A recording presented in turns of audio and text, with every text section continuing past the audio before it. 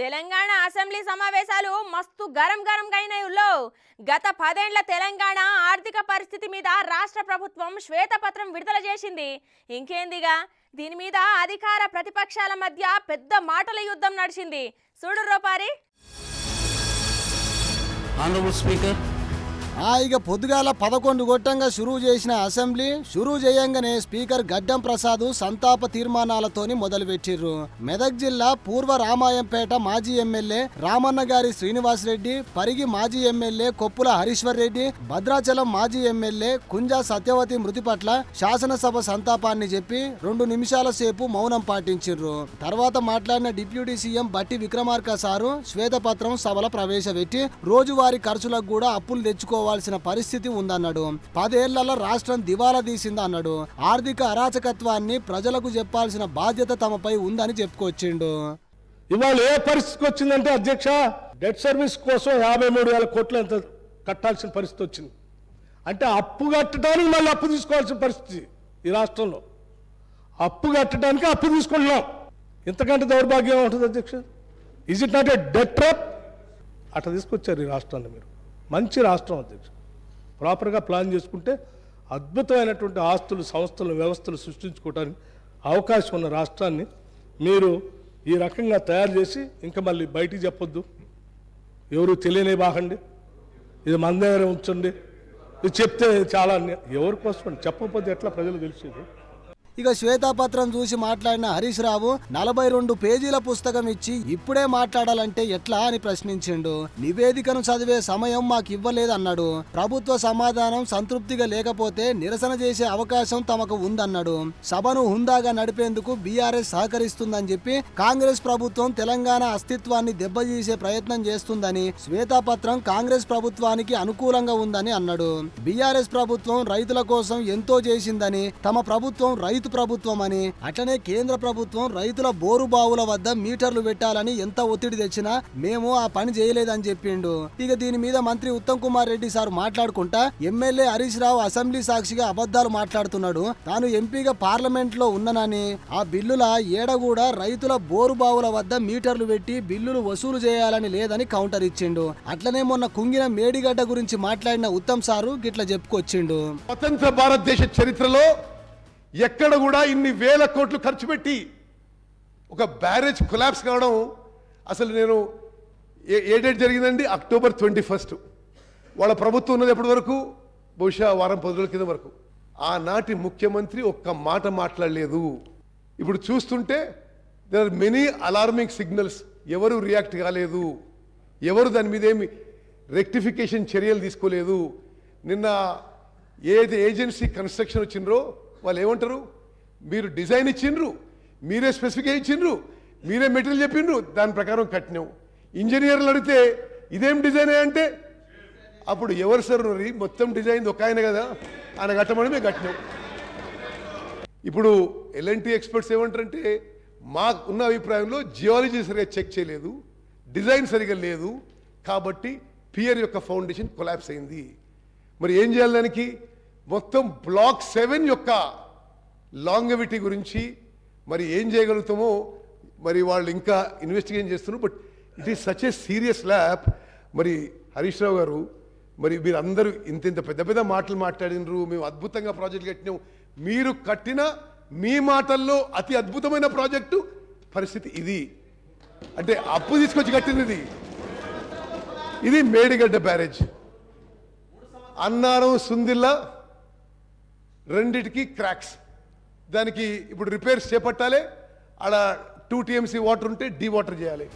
తర్వాత CM Revanth Reddy sir మాట్లాడిండు. హరీష్ రావు 5 సార్లు అసెంబ్లీకి ఎన్నికైన సీనియర్ సభ్యుడని, ఫస్ట్ టర్మ్ లా హరీష్ రావు సాగునీటి మంత్రిగా పనిచేసిండని, 9.5 ఏళ్లుగా సాగునీటి శాఖ కేసీఆర్ కుటుంబం చేతుల్నే ఉందన్నాడు.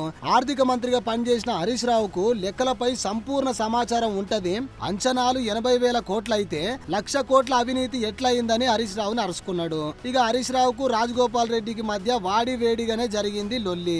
రాజగోపాల్ రెడ్డి గురించి మాట్లాడుకుంటా ఎంత మొత్తుకున్నా మంత్రి పదవి రాదు అని హరీష్ రావు అంటే దానికి రాజగోపాల్ రెడ్డికి ఇట్లా అనుకొచ్చిండు. వ్యక్తిగతంగా నన్ను ఏమన్నాడు? నేను ప్రసంగానికి అడ్డు తగులుతే ఏమన్నాడు? నువ్వు ఎంత మొత్తుకున్నా నీకు మంత్రి పదవి రాదు అని అన్నాడు. అధ్యక్ష, సభా సాక్షిగా మైక్లో ఏమన్నాడు, నేను అడ్డుకుంటుంటే నువ్వు లేచి నిలబడితే మంత్రి పదవి రాదు, కూర్చో అన్నాడు అధ్యక్ష అన్నాడు. నేనేమంటున్నా, నువ్వెన్నేళ్ళు కష్టపడ్డ తర్వాతే కష్టపడ్డ హరీష్ రావు గారు కేసీఆర్ తర్వాత కేటీఆర్ అవుతారు, కానీ నీకు మోసం జరుగుతుంది, కానీ వాళ్ళు ఏం చేయరు నీకు. నువ్వు మాత్రం ఎంత కష్టపడ్డా నిన్ను వాళ్ళు నీకు తండ్రి కొడుకులు వాడుకుంటారు తప్పితే నీకు అక్కడ న్యాయం జరగదు. నాకు మంత్రి పదవి రావాలన్నా వద్దా మా ముఖ్యమంత్రి గారు మా అధిష్టానం నిర్ణయం తీసుకుంటుంది. నిన్ను మాత్రం తండ్రి కొడుకులు వాడుకున్నంత అన్నట్టు మ్యాక్సిమం వాడుకుంటారు అధ్యక్ష. నేను చెప్తాను. శ్రీధర్ బాబు గారు మాకు సలహా ఇచ్చారు, సంతోషం. మరి వారి సభ్యులు కూడా మా మీద నోటికి వచ్చినట్టు మాట్లాడినరు, వారిని విత్డ్రా చేసుకోమని చెప్పండి. I'm ready to withdraw. ఇంకోటి, ఈ కామెంట్స్ నేను చేసినవి కావు, వాళ్ళ కోమటిరెడ్డి బ్రదర్సే వీడియో ఫుటేజ్ ఉంది, వారే వారి నాయకుడి మీద ఈ రాష్ట్ర కాంగ్రెస్ పార్టీ ఇన్ఛార్జ్ కు 50 కోట్లు ఇచ్చి పిసిసి అధ్యక్షుడు కొనుక్కున్నారని వారు కామెంట్ చేశారు. నేను చేయలే. I'm ready to withdraw my words provided గౌరవనీయులు రాజగోపాల్ రెడ్డి గారు తన వ్యాఖ్యలను ఉపసంహరించుకుంటే నేను ఉపసంహరించుకోవడానికి సిద్ధంగా ఉన్నాను. గౌరవ సభ్యుడు హరీష్ రావు గారికి, మీరు మొన్న కేటీఆర్ గారు మాట్లాడిన రోజు నేను హాస్పిటల్ రాలేదు, మీకు మా ఇంటర్నల్ పార్టీ విషయంలో మాట అయిపోయింది ఎప్పుడో పట్టుకొని, ఇప్పుడు మా కాంగ్రెస్ పార్టీ నేషనల్ పార్టీ ఒక సిద్ధాంతం నాయకుని ఎన్నుకున్నాం. ముఖ్యమంత్రి గారు రేవంత్ రెడ్డి గారు ఉన్నారు, ఆయన నాయకత్వంలో ఇలా మంత్రివర్గం ఏర్పడి గవర్నమెంట్ ఏర్పడింది. మీకేం పని లేదా? మీరు ఏం చేసిన 10 ఏళ్లలో ఏ వేగం పెట్టిను, ఎట్లా దోసుకున్నారో ఇలా ప్రజల ముందు బయట పెడుతుంటే మీరు పాటు పట్టుకుంటా. నీకేమైనా ఉంటే 10 ఏళ్లలో నువ్వు ఏం చేసినావు, ఒక ఉద్యోగం ఇచ్చినావా, ఒక ఇల్లు కట్టావా, అది చెప్పకుండా ఎంతసేపు మాట్లాడు. మేము చెప్పాలా మీ బాబు ఎట్లా కొట్లాడుకుంటూ చెప్పాలా? ఆ విషయం ఉన్నప్పుడు అది క్లోజ్ అయిన మ్యాటర్. అది దాన్ని పట్టుకొని ప్రతిరోజు ఈ విధంగా మాట్లాడు. సార్ ఇది సీరియస్ కామెంట్, సీరియస్గా వార్నింగ్ ఇస్తున్నావు నీవు. ఇది ఇట్లుంటే హరీష్ రావు మాట్లాడుకుంటా కేంద్రం తెలంగాణ అభివృద్ధికి సహకరించలేదని అంటే దానికి హరీష్ రావు అటనే కొండా సురేఖ బీజేపీ ఎమ్మెల్యే మహేశ్వర్ రెడ్డి మధ్యలో కూడా మంచిగానే అయ్యింది మాటలలో. సంక్షేమ కార్యక్రమాలు కానీ అభివృద్ధి కార్యక్రమాలు కానీ ఎక్కడ కూడా ఆగకుండా మేము ముందుకు పోయినటువంటి పరిస్థితి. ఒకవైపు కేంద్ర ప్రభుత్వం నుంచి అధ్యక్ష మన రాష్ట్రానికి హక్కుగా రావాల్సినటువంటి డబ్బులు ఇవ్వకుండా కేంద్రం వివక్ష చూపుతూ వచ్చింది. మేము అసెంబ్లీలో ఇక్కడ పోరాడినాం, కేంద్రంలో మా ఎంపీలు పోరాడినారు, కానీ ఇదే కాంగ్రెస్ పార్టీ నాయకులు కానీ ఢిల్లీలో ఏ రోజు కూడా ఈ రాష్ట్రానికి రావాల్సిన హక్కుల గురించి నిధుల గురించి మాట్లాడినటువంటి పరిస్థితి లేదు అధ్యక్ష. ఈరోజు 1,00,000 కోట్ల రూపాయలు పైగా, ఉదాహరణకు అధ్యక్ష, ఈరోజు కమిషన్ నుంచి మన రాష్ట్రానికి రావాల్సిన 894 కోట్లు ఇవ్వలేదు అధ్యక్ష. ఈ రోజు మోడీ గారితో మీరు సత్సంబంధాలు ఎందుకు పెట్టుకోలేదు? ఈ రోజు యాదాద్రి విషయంలో చిన్నజీయర్ స్వామిని ఎంకరేజ్ చేశారు. ఈ రోజు ఆయన ఎక్కడో ఒకటి కట్టుకుంటే అక్కడ మోడీని పిలిచిండని ఈ రోజు మోడీని పక్కకు పెట్టేసి మోడీతో సంబంధాలు లేకుండా సెంట్రల్ ఫండ్స్ తెచ్చుకోకుండా ఈ రోజు కేంద్రం ఇవ్వడం లేదని బంధం చేయడం తప్ప అధ్యక్ష. ఈ రోజు కేంద్రాన్ని దూరం పెట్టింది వీళ్ళు, కేంద్రం ఫండ్స్ ఉపయోగించుకోండి వీళ్ళు. చాలా ఫండ్స్ ఈ రోజు రిటర్న్ పోయినాయి అధ్యక్ష, కేంద్ర ప్రభుత్వ నిధులు. దాని వైఫల్యం పూర్తిగా గత ప్రభుత్వం ఉందని నేను చెప్తా ఉన్నాను అధ్యక్ష. దయచేసి ప్రగల్భాలు పలకకండి. మాట్లాడితే కేంద్రం మీద నెపం, వారు చేయలేక పూర్తిగా వైఫల్యం చెందితే ఎవరో ఒకరి మీద నెపం వేయాలి కాబట్టి అది కేంద్ర ప్రభుత్వం మీద నెపం వేసేట్టుగా ఉన్నది. 10 సంవత్సరాల వరకు అవకాశం ఇచ్చారు. 10 సంవత్సరాలు ఈ రాష్ట్రం ఎక్కడ అవకాశం ఉంటే అక్కడ అధ్యక్ష, ఎక్కడ అవకాశం ఉంటే అక్కడ అప్పులు. ఈ రాష్ట్రంలో భారతదేశంలో ఏ రాష్ట్రంలో లేనట్టుగా కమర్షియల్ రేట్ల మీద అప్పులు తీసుకొచ్చి, మరి నిజంగా మీ ప్రాజెక్ట్ అంత మంచిగా ఉంటే, మీ ప్రాజెక్ట్ అంత అందంగా ఉంటే ఎందుకు వరల్డ్ బ్యాంక్ దగ్గరకో ఏషియా బ్యాంక్ దగ్గరకో వెళ్లకుండా కమర్షియల్ 9-10% రేట్లలో తీసుకొచ్చేసి ఈరోజు అవంతా కూడా ఈ ప్రజల మీద మరి మోపుతా ఉన్నారో మాకు అర్థం కావడం లేదు. కేంద్రం ఇప్పటివరకు ఎన్ని రకాలుగా ఆర్థికంగా ఆదుకున్నదో వారికి తెలిసినా కూడా కేవలం ఏదో ఒక నెపంతో మా మీద అబండం వేసే ప్రయత్నం చేస్తూ ఉన్నారు కదా. కేంద్రం ఎప్పుడు కూడా తెలంగాణ మీద ప్రేమతోటి, తెలంగాణ మీద అభిమానంతో ఎప్పుడు కూడా అభివృద్ధి చేయాలని చెప్పి అత్యధిక నిధులు ఇచ్చే సంగతి కూడా నేను గుర్తు చేస్తూ ఉన్నాను అధ్యక్ష. ఎన్ని రకాలుగా నిధులు ఇచ్చినా, ఎన్ని రకాలుగా వారికి లోన్ల కోసం అవకాశాలు ఇచ్చిన, పర్మిషన్స్ ఇచ్చినా కూడా ఎప్పుడు కూడా వాటిని ప్రాపర్గా యూటిలైజ్ చేయలేక, ప్రాపర్గా వాళ్ళు ఇన్వెస్ట్ చేయలేక ఈరోజు ఏదో ఒక రకంగా కేంద్రాన్ని నిందించేటువంటి ప్రయత్నం చేస్తున్నందుకు నేను వారికి ఇవన్నీ చెప్పాల్సి వస్తుంది అధ్యక్ష.